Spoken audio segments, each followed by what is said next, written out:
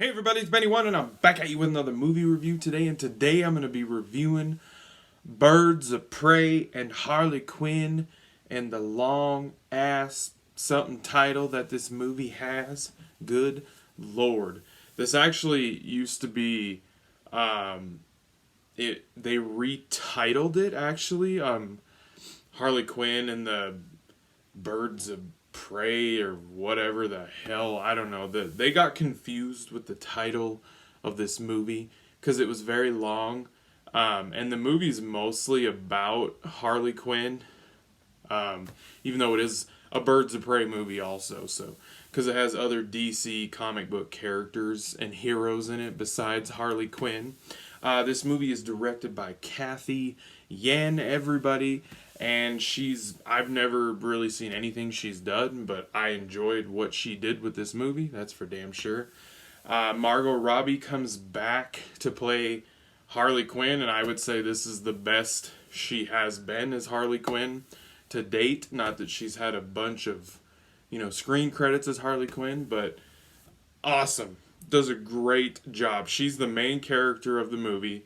She tells the story, and that's what some people complained about this movie is the way that she was telling the story. It was jumping all over the place, but I like it because we're inside her brain. She's crazy. She's nuts. So it's all over the place. It's disjointed.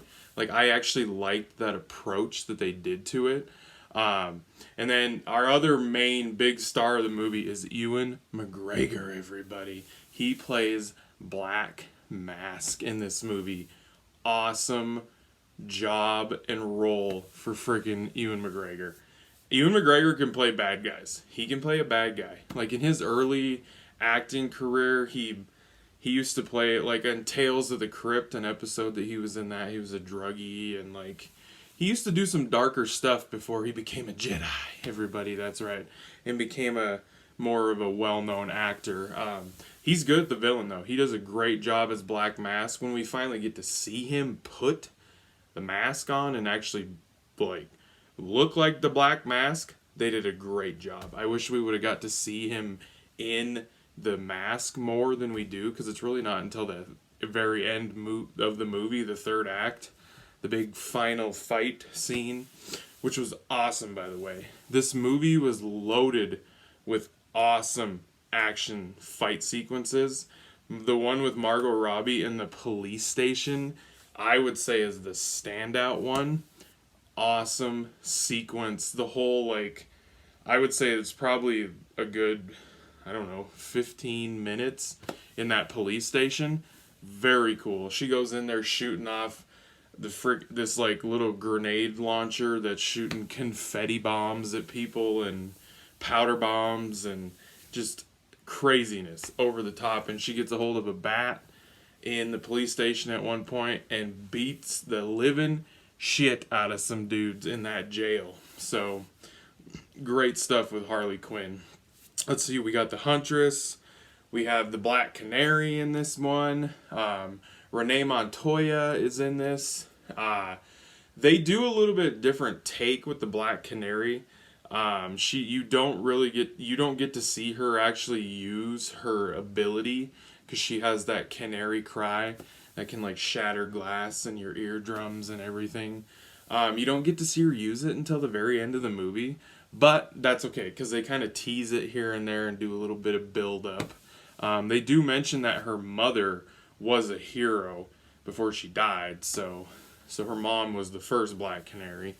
So I found that kind of interesting. And the Huntress character, they mostly followed the comic books fairly accurately with her backstory. She's pretty cool. We don't really get to see her fully show how badass she is until the third act of the movie. That's the thing. Besides Harley Quinn and the Black Canary and Black Mask, a lot of our other characters don't really get to shine until that third act of the movie. So the movie's rated R, which it benefited from hugely being rated R. Like, this is what I would say, this is like the closest type of movie that DC has put out that is like Deadpool, the two Deadpool movies, with Ryan Reynolds. So that's what this movie reminds me a lot of. is Deadpool. It's that type of comedy, superhero, action type movie, like set in a superhero world. So it's got the dark humor. It's rated R. They're cussing. There's violence. There's all sorts of stuff. And this also shows the side of Gotham that we don't really get to see in the bigger superhero movies like Batman. So, and of course Harley breaks up with the Joker. That's the whole driving point of where her character is going in this movie.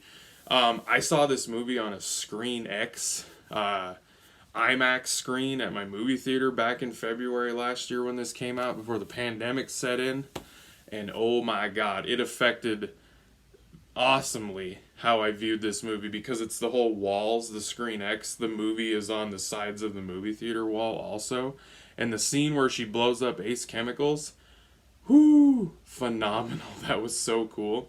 Because it's weird, like this, even in regular shots of the screen, like inside of a car, it showed parts of what would not be on the movie theater screen all along the sides of the movie theater walls. It was crazy. It's most definitely a crazy, awesome way to experience a movie. Screen X, I don't know. My Regal Cinemas has one, so it's not open right now though still, which sucks. But it's okay. I enjoy this movie. I think it's fun. It's probably not one of my favorite DCEU movies out there, but it's still really good. It's entertaining. It's a fun watch. It's very rewatchable, that's for sure. If you like if you like the Deadpool movies, I honestly think you'd have a blast with this one, to tell you the truth. So I'm going to give it an 8 out of 10. Like I said, I found it very entertaining, very rewatchable. So 8 out of 10 for Birds of Prey and Harley Quinn and the long-ass title, everybody. Thanks for watching. I appreciate it. And I'll be catching you on Tube later, because I have spoken.